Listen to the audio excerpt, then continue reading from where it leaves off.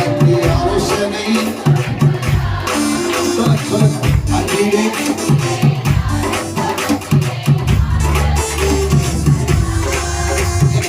ஆலோசனை